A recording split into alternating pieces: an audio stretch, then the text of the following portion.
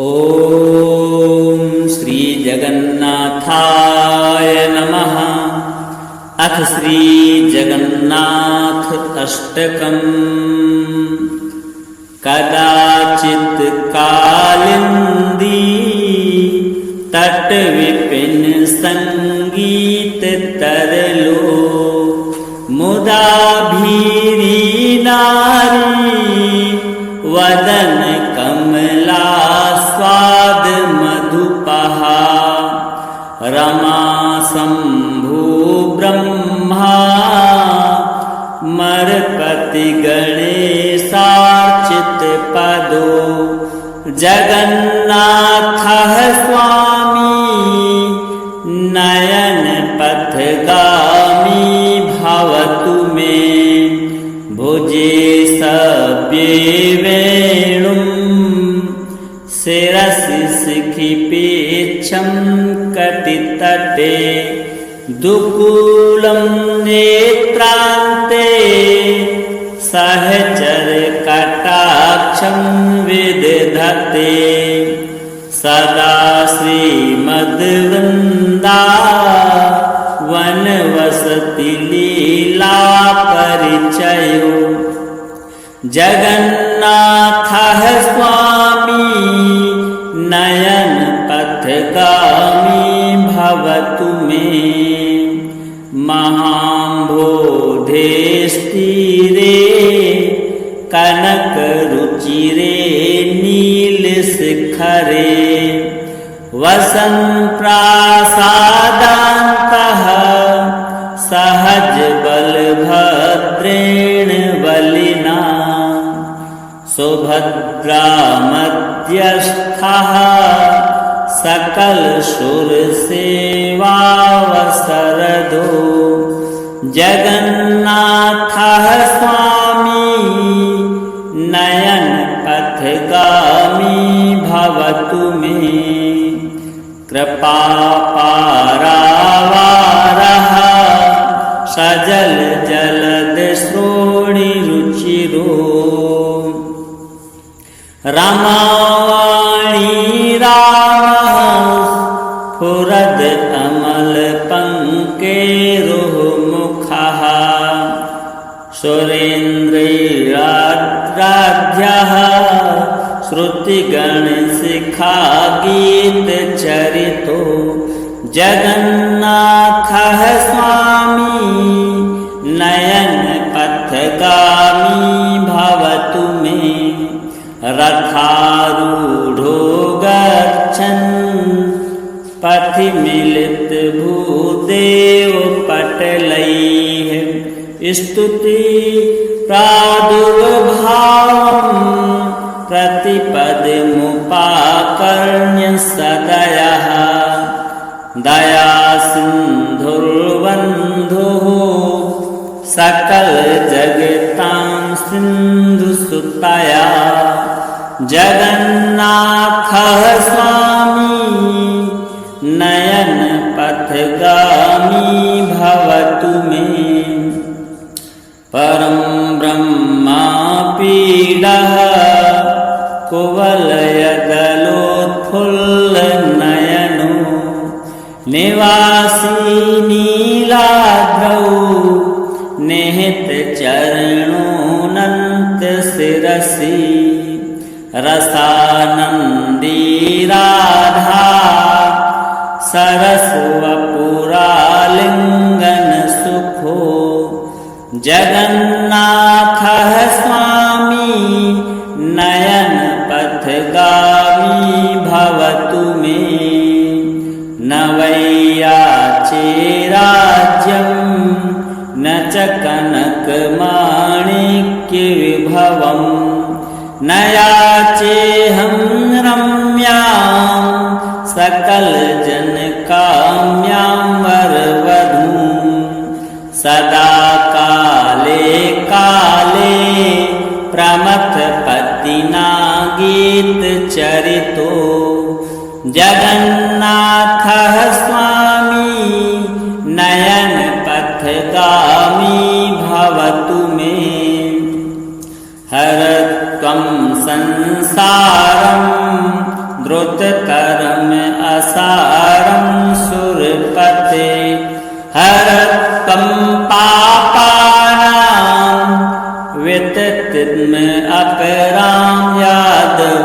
वपते अहो दीनेनाथे निहित चरणो निश्चितमिदं जगन्नाथः स्वामी नयन पथगामी भवतु मे।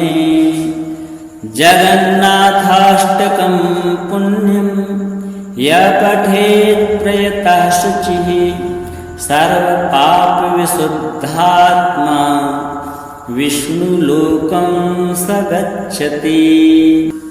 कदाचित् कालिन्दी तटविपिन संगीत तरलो मुदा भीरी नारी वदन कमला स्वाद मधुपहा रमा शंभु ब्रह्मा मरपति गणेशार्चित पदो जगन्नाथः स्वामी नयन पथगामी भवतु मे। भुजे सव्ये वेणुं शिरसि शिखिपेच्छं कटितटे दुकूलं नेत्रान्ते सहचर कटाक्षं विदधते सदा श्रीमद्वृन्दा वनवसति लीला परिचयो जगन्नाथः स्वामी नयन पथगामी भवतु मे। महाम्भोधेस्तीरे कनकरुचिरे नीलशिखरे वसन् प्रासादान्तः सहज बलभद्रेण बलिना सुभद्रामध्यस्थः सकल सुर सेवावसरदो जगन्नाथः स्वामी नयन पथगामी भवतु मे। कृपापारावारः सजल जलद श्रोणिरुचिरो रमावाणी रामः स्फुरद अमल पंकेरुमुखः सुरेन्द्रैराध्याः श्रुतिगणशिखा गीतचरितो जगन्नाथः स्वामी नयन पथगामी भवतु मे। रथारूढ़ो गच्छन् पथि मिलित भूदेव पटलैः स्तुति प्रादुर्भावं प्रतिपदमुपाकर्ण्य सदयः दया सिन्धुर्बन्धुः सकल जगतां सिन्धुसुतया जगन्नाथः स्वामी नयन पथगामी भवतु मे। परं ब्रह्मापीडः कुवलयदलोत्फुल्लनयनो निवासी नीलाद्रौ निहित चरणोऽनन्त शिरसि रसानन्दी राधा सरस्वपुरालिङ्गन सुखो जगन्नाथः स्वामी नयन पथगामी भवतु मे। न वैयाचे राज्यं न च कनकमाणिक्यविभवं न याचेऽहं रम्यां सकलजनकाम्यां वरवधूं सदा काले काले प्रमथ पतिना गीत चरितो जगन्नाथः स्वामी नयन पथगामी भवतु मे। हरत्वं संसारं द्रुततरम् असारं सुरपते हरत्वं पापानां विततिम् अपरां यादवपते। अहो दीनेनाथे निहितचरणो निश्चितमिदं जगन्नाथः स्वामी नयन पथगामी भवतु मे। जगन्नाथाष्टकं पुण्यं यः पठेत् प्रयतः शुचिः सर्वपापविशुद्धात्मा विष्णुलोकं स गच्छति। कदाचित् कालिन्दी तटविपिन संगीत तरलो मुदा भीरी नारी वदन कमला स्वाद मधुपहा। रमा शंभु ब्रह्मा मरपति गणेशार्चित पदो जगन्नाथः स्वामी नयन पथगामी भवतु मे। भुजे सव्ये वेणुं शिरसि शिखिपेच्छं कटितटे दुकूलं नेत्रान्ते सहचर कटाक्षं विदधते। सदा श्रीमद्वृन्दा वनवसति लीला परिचयो जगन्नाथः स्वामी नयन पथगामी भवतु मे। महाम्भोधेस्तीरे कनकरुचिरे नीलशिखरे वसन् प्रासादान्तः सहज बलभद्रेण बलिना। सुभद्रा मध्यस्थः सकल सुर सेवावसरदो जगन्नाथः स्वामी नयन पथगामी भवतु मे। कृपापारावारः सजल जलद श्रोणि रुचिरो रमावाणी रामः स्फुरद अमल पंकेरुः मुखः। सुरेन्द्रराध्याः श्रुतिगणशिखा गीतचरितो जगन्नाथः स्वामी नयन पथगामी भवतु मे।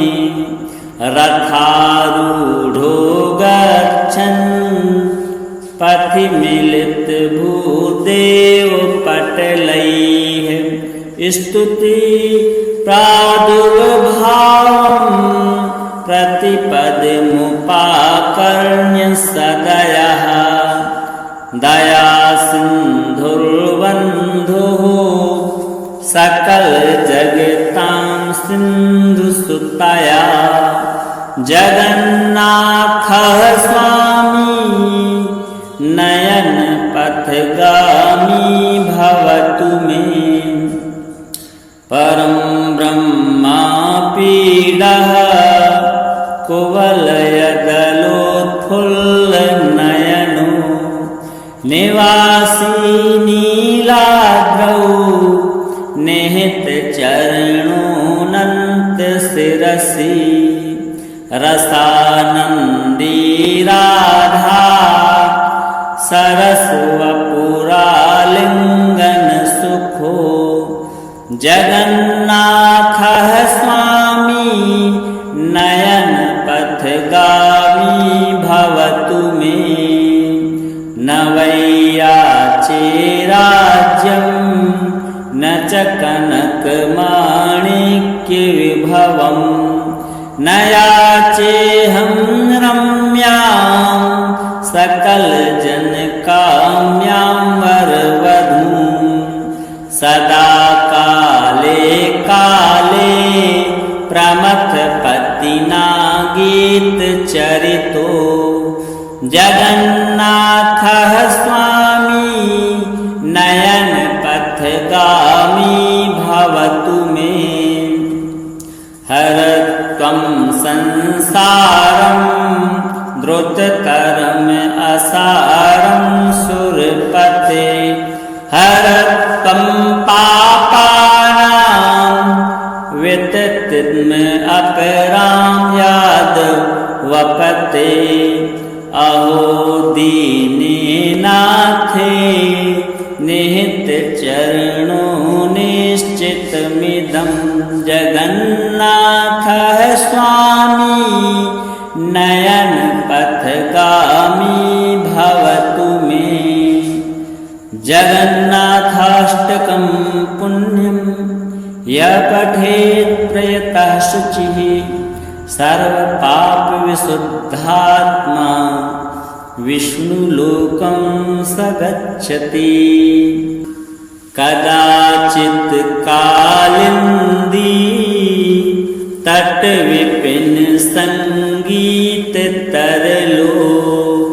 मुदा भीरी नारी वदन कमला स्वाद मधुपहा रमा शंभु ब्रह्मा मरपति गणेशार्चित पदो जगन्नाथः स्वामी नयन पथगामी भवतु मे भुजे सव्ये वेणुं शिरसि शिखिपेच्छं कटितटे दुकूलं नेत्रान्ते सहचर कटाक्षं विदधते सदा श्रीमद्वृन्दा वनवसति लीला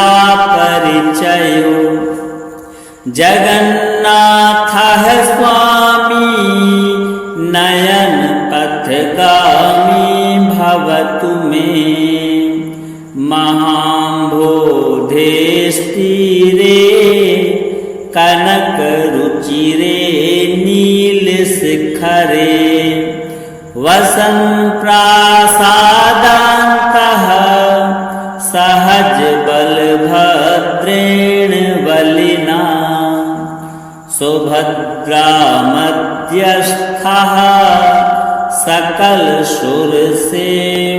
सकलसुरसेवावसरदो जगन्नाथः स्वामी नयन पथगामी भवतु मे कृपापारावारः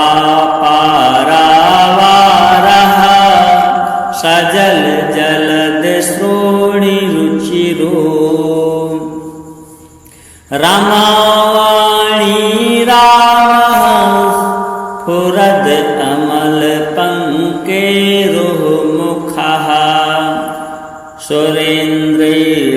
सुरेन्द्रराध्याः श्रुतिगणशिखा गीतचरितो जगन्नाथः स्वामी नयन पथगामी भवतु मे रथारूढ़ो गच्छन् पथि मिलित भूदेव पटलैः स्तुति प्रादुर्भावं प्रतिपदमुपाकर्ण्य सदयः दया सिन्धुर्बन्धुः सकल जगतां सिन्धुसुतया जगन्नाथः स्वामी नयन पथगामी भवतु मे।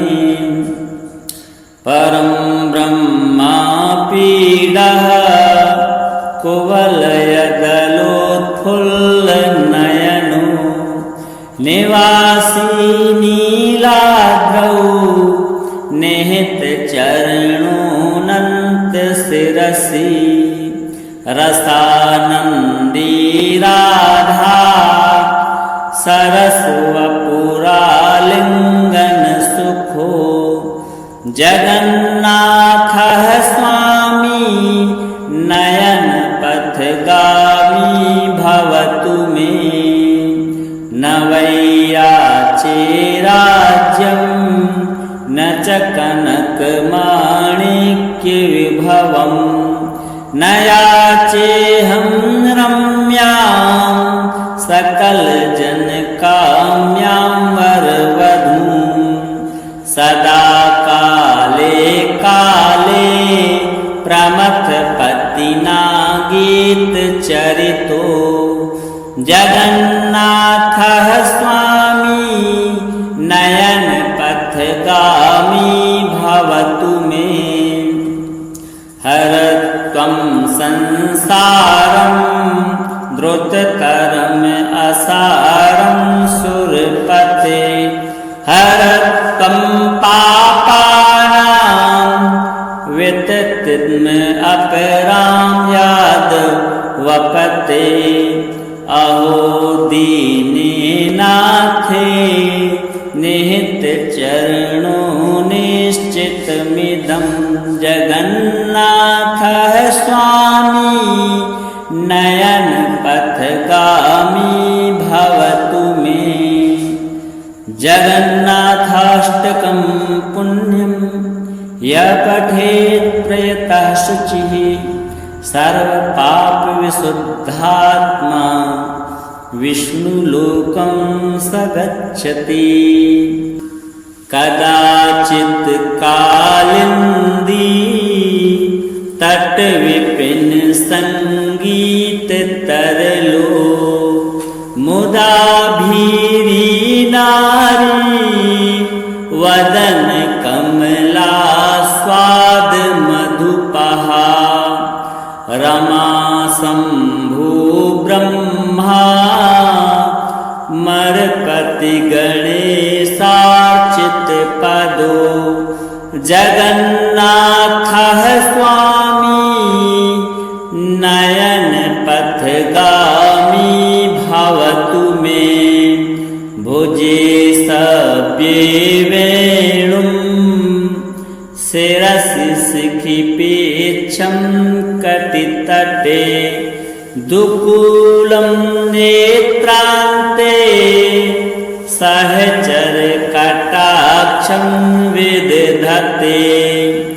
सदा श्रीमद्वृन्दा वनवसति लीला परिचयो जगन्नाथः स्वामी नयन पथगामी भवतु मे। महाम्भोधेस्तीरे कनकरुचिरे नीलशिखरे वसन्प्रासादान्तः सहज बलभद्रेण बलिना सुभद्रामध्यस्थः सकल सुरसेवावसरदो जगन्नाथः स्वामी नयन पथगामी भवतु मे। कृपापारावारः सजल जलद श्रोणिरुचिरो रमावाणी रामः स्फुरद अमल पंकेरुः मुखः सुरेन्द्रैराध्याः श्रुतिगणशिखागीतचरितो जगन्नाथः स्वामी नयनपथगामी भवतु मे। रथारूढो गच्छन् पथि मिलितभूदेवपटलैः स्तुति प्रादुर्भावं प्रतिपदमुपाकर्ण्य सदयः। दयासिन्धुर्बन्धुः सकलजगतां सिन्धुसुतया जगन्नाथः स्वामी नयनपथगामी भवतु मे।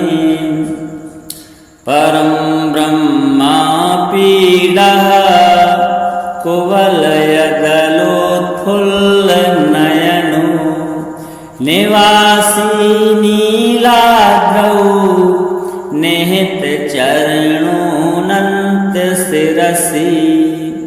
रसानन्दी राधा सरस्वपुरालिङ्गनसुखो जगन्नाथः स्वामी नयनपथगामी भवतु मे। न वै याचे राज्यं न च कनकमाणिक्यविभवं न याचेऽहं रम्यां सकलजनकाम्यां वरवधूं। सदा काले काले प्रमथपतिना गीतचरितो जगन्नाथः स्वामी नयनपथगामी भवतु मे। हर त्वं संसारं द्रुततरम् असारं सुरपते। हर त्वं पापानां विततिम् अपरां यादवपते। अहो दीनेनाथे निहितचरणो निश्चितमिदं जगन्नाथः स्वामी नयनपथगामी भवतु मे। जगन्नाथाष्टकं पुण्यं यः पठेत् प्रयतः शुचिः सर्वपापविशुद्धात्मा विष्णुलोकं स गच्छति।